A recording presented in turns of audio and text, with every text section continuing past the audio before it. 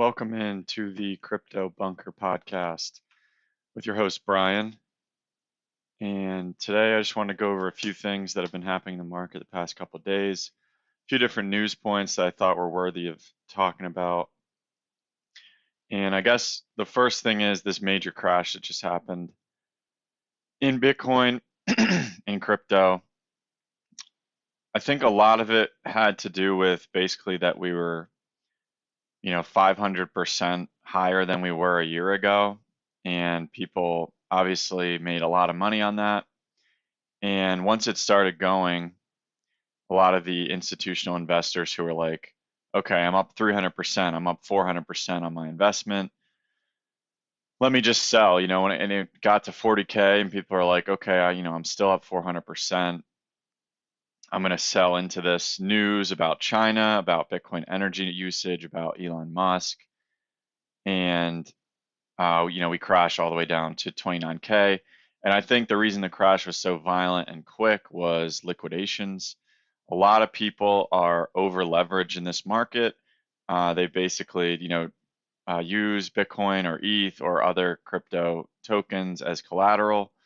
And then they take loans out against that crypto to buy more crypto, use that as more as collateral. So once it all goes down, it's just like a cascading event where it just keeps going lower and lower. And we obviously had some pretty strong support at 29, 30K. We still haven't gone back and touched those levels yet. I'm not sure that we will at this point.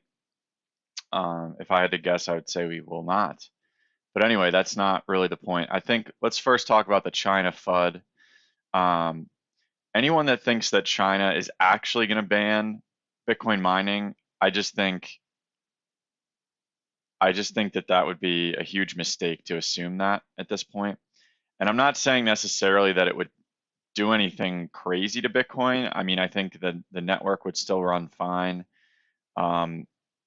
The ledger would still work. The nodes are still working. And the hash rate would just move to another place. There's like these mining pools where you can buy into a hash rate. You don't actually have to be in China to do it. And so those people that are dedicating their hash rate and their power to that pool would then just move their hash rate and power to a different pool.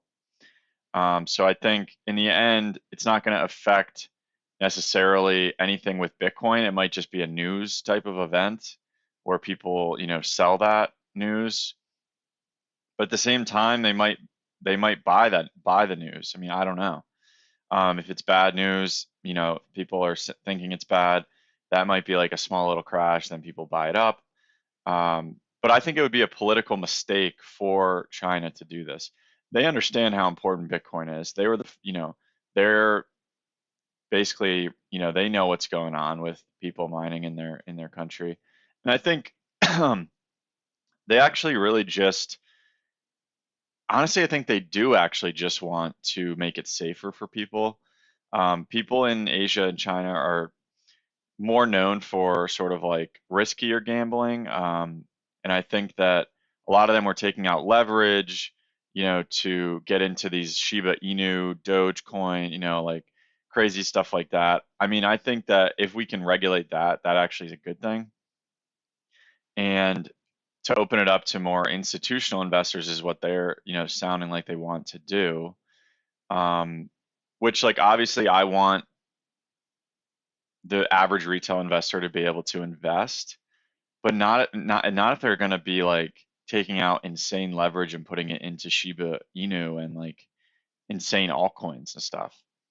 Because we saw what happened once that starts to crash and these people can't cover their collateral, they just have to sell everything and then they also just get liquidated and it automatically sells everything for them. And that's why you saw a lot of these DeFi coins go down 80%, 70%, is because of these cascading liquidation events, where that people are using those tokens as collateral. And even if they're not, if they're just holding a bag of these DeFi tokens and they have a loan that they need to continue to post more collateral, they're going to sell that first. That's why you see all these different coins, even coins that had nothing to do with DeFi, like Polkadot, like, any of these altcoins, they all get sold off like crazy, is because of this over leveraging that people are doing, trying to protect their collateral. So I guess the next thing to address is just the Bitcoin energy usage FUD. Again, I've addressed this before, but I think Bitcoin's energy usage is for a good reason, right? It's for a good cause. It's for the security of the network. It's for the decentralization of the network. A lot of things are moving to proof of stake, but truly that's not as decentralized. If you own a large portion of the coins, like the Ethereum Foundation and Vitalik and some of these founders, you're probably going to have more control over what the network does than Bitcoin, which is more controlled by the nodes and the people who are just operating the ledger. There's no real, like founders or anyone that has like majority control over the coins. But anyway, I think that that's why we need to keep proof of work and not go fully to proof of stake. I think what Ethereum is doing is great, but I think Bitcoin needs to continue to just try to make more renewable energy for mining, and that's actually what Michael Saylor and Elon Musk were just meeting about. A lot of people are mad at that. I'm sort of mixed feelings. I'm not really sure what to think of it. Sort of mad at first. They basically met with all the North American Bitcoin miners, and that is, people are upset because they don't want a separation of the Bitcoin mining network, or a situation where there's like mandates on Bitcoin mining, or you know or trying to get the nodes to go towards only accepting blocks that are mined with renewable energy or something like that. So it's a little bit scary. Um, but I think their intentions are good. I mean, I trust Michael Saylor. I don't trust Elon Musk, but I trust that that Saylor sort of knows what. I mean, they are the ones who are, their corporations um, operate within the guidelines of the U.S. They sort of know the inside baseball, what's going on. I think the U.S. is going to be more accepting of Bitcoin if we do something like this. Um, and it's sort of going to be politically easier for them to accept it, if for the left especially, if we can um, have mining be more renewable energy.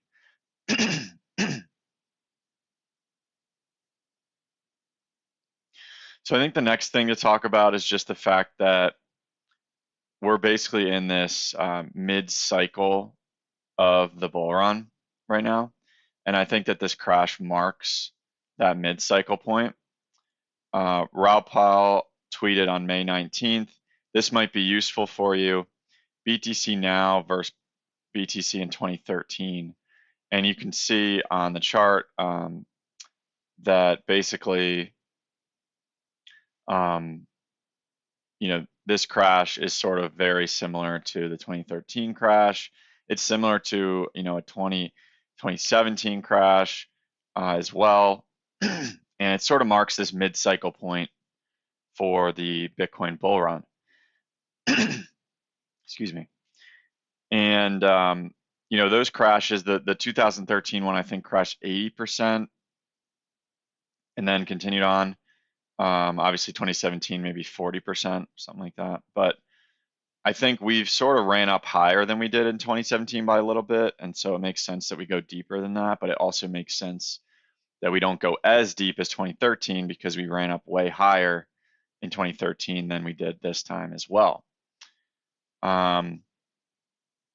So anyway, I think that, it's funny how institutions like Goldman Sachs coming out buying the dip, basically declaring Bitcoin and cryptocurrencies as an asset class after we crashed 50%, of course. They would never say that on the way down to help Bitcoin to survive the crash better.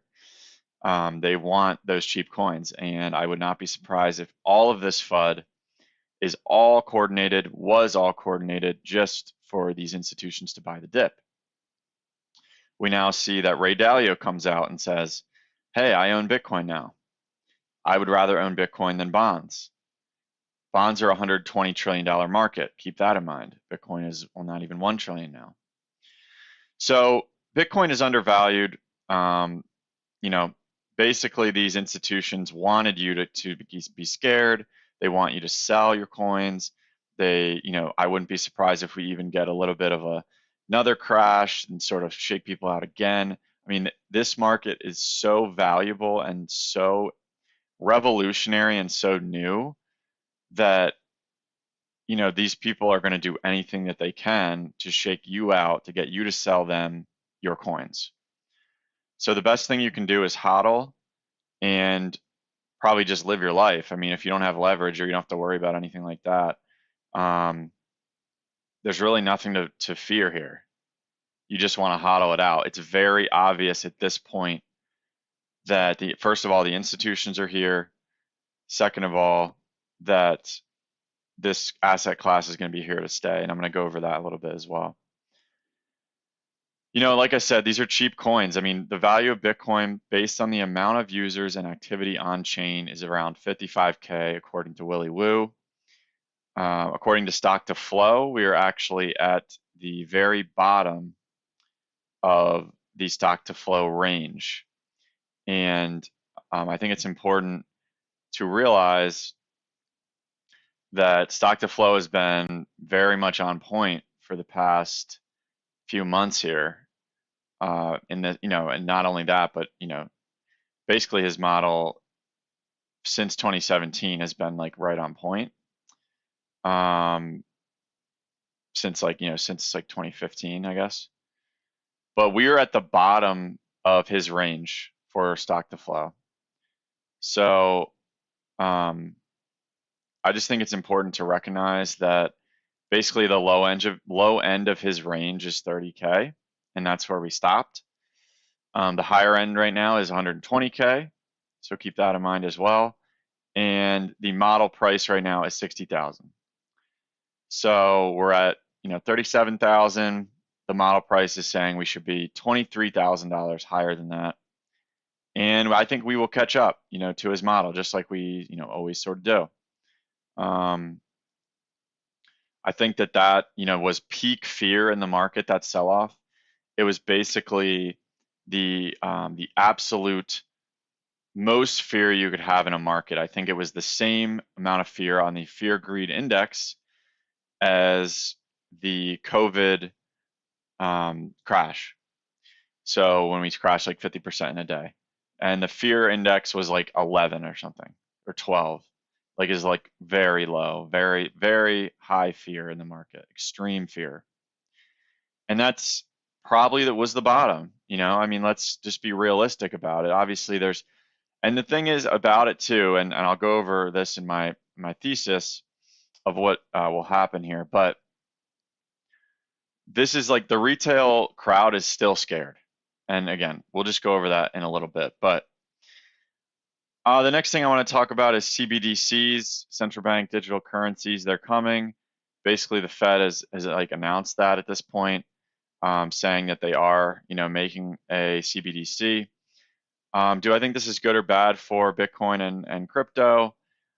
I'm not really sure. I really hope they don't, mess around with DeFi and sort of these stable coins, because I think that's an important part of the crypto economy and what DeFi is able to offer to customers.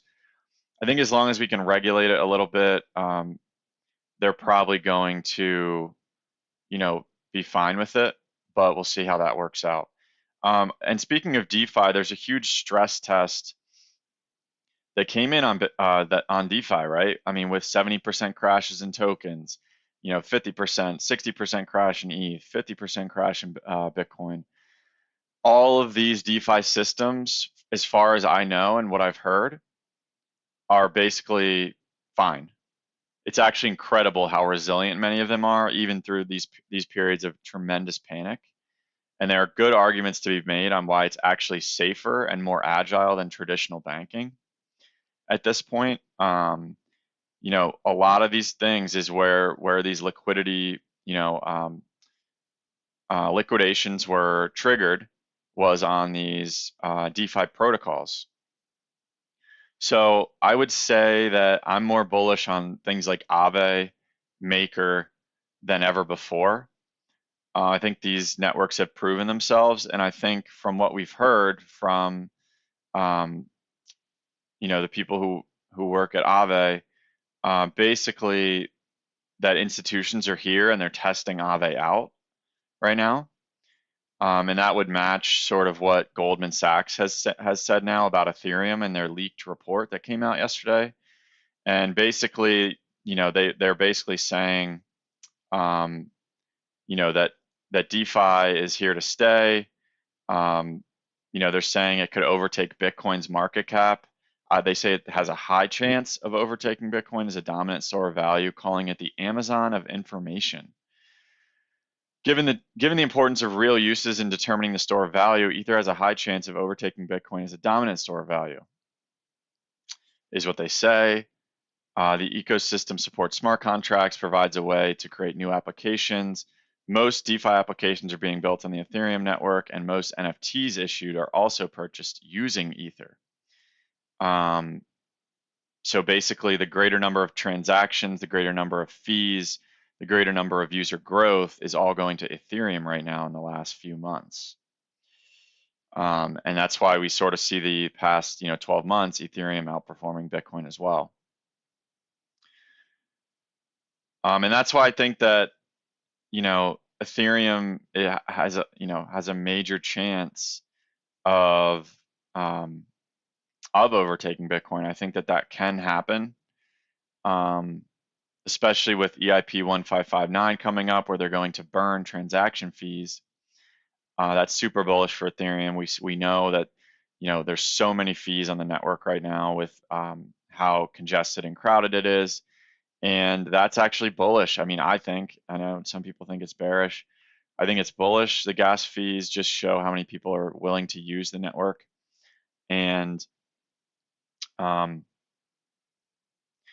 basically right now it's a generational buying opportunity. Throwing this all into account. I mean, if I had money, I mean, I've bought, I'm basically all in on this stuff. So I don't really have the capital to deploy, which was a mistake, obviously, to not be ready for that. But at the same time, I think if you do have capital and you're looking to get into crypto, right now would be a perfect time to get in a long-term position. We could obviously go lower from here, but more likely than not, we will go higher. And a lot of people are still thinking, Raul Paul, saying it still looks to him like Bitcoin's going to 300K and that ETH's going to 20K. And he even says that the possibility of an overshot.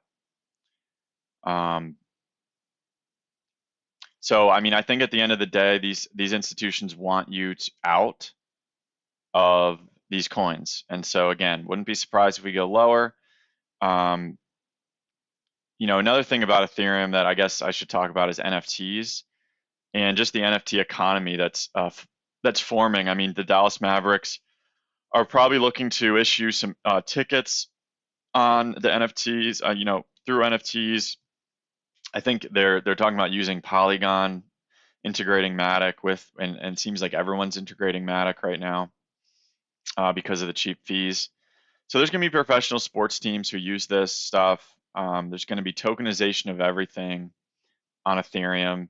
I mean, think about a company like Starbucks who says, if you own this token, there's different levels of tokens. If you own the top tier token, you have access to any store lounge area or something that you have like a free drink every week or whatever. Like, so there's just all these different things and subscription models, say to Netflix or something, right? Like, will all be tokenized. And if you own that token and you hook up your MetaMask wallet to the application like Netflix, and you show that you own that token, you have more features than someone else, or you have a say. I mean, say you can make a founder's token, right? So you can have 100 Netflix founders tokens. And if you own a piece of that, you have the ability to talk to an executive once a year about what you think about Netflix and how it should be run. Um, and that's super bullish for Ethereum because a lot, people know basically Ethereum has the highest security on all this, even though it has the highest fees. Once they scale out, it's actually going to be less fees for this type of venture. So again, people will be able to own tokens and be a partial founder of a team. And the cool thing as well about tokens is if there's 100 founder tokens, you can own 0.0001 of that token, and have that certain amount of say on certain votes that go into the network. And if you want to vote on whether Netflix is going to do this or this, and you have a certain portion of token or however it works, sort of proof of stake model. So there's just different things that companies are going to do with these tokens. And I think, again, this is very bullish for Ethereum.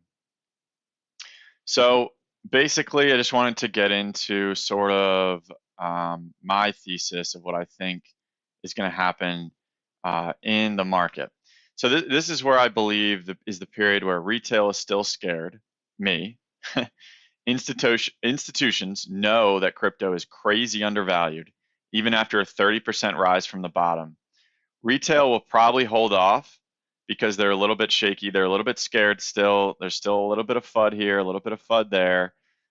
Even though Goldman has come in and basically told you guys that was the bottom, we bought the bottom, but people are still shaken. They're literally shaken, and I am seeing sentiment within all of these tweets. You look at the most popular people on Twitter: Elio Trades, Crypto, BitBoy Crypto, Altcoin Daily, all these guys. You look in their comments. That's how you read the sentiment of the market, because that's where retail is going, is to comment on these people's things. So if you look at the retail sentiment right now, it is very bearish. People think we're going down to 20K. They think we're in a bear market. People are scared to death right now. And so again, they're probably just not buying in right now, and they're waiting for a lower price. And that's sort of the theme of when Bitcoin usually can sort of bottom out. It happened when when we were around 9,500, 9,000, 10K for a long time, and we grinded sideways for a while. We had a few little crashes. We'd go back up to 9,500 again. I mean, we were around there for months, like a year ago, and the whole summer. People kept saying we're going to go down to 7,000. We're going down to 6,000. It never happened. So I just wanted to say that I think you can sort of read the sentiment of what people are thinking. Even the people who are the biggest bulls, like Elio Trades, was saying yesterday, he thinks we're sniffing lower lows here. So I just thought that was interesting, and it's possible. I'm not saying it's not possible, but again, my thesis would be retail will probably hold off until they FOMO in at like 48K. Then we correct back to like 38K, and then we blast to 100, and then we crash back to 64, and then we grind sideways, and then we have a blow off top to 200K end of year, something like that. This is sort of the V-shaped recovery take, although I feel like most people are calling for the accumulation period. I just don't see that being possible. It's too perfect for institutions right now, with the fear sort of lingering for a week or two at the least. And I think it's a perfect time for us to sort of be shaky. We might go up and down, but I don't think we make lower lows. I think there's too much accumulation happening. So yeah, again, appreciate you guys listening in. If you want to give the video a like here, I'd really appreciate it. Subscribe. Again, I know this is a little bit unprofessional right now, but I'm going to continue to try to build this and just throw my thoughts out there for now. And again, thanks for listening.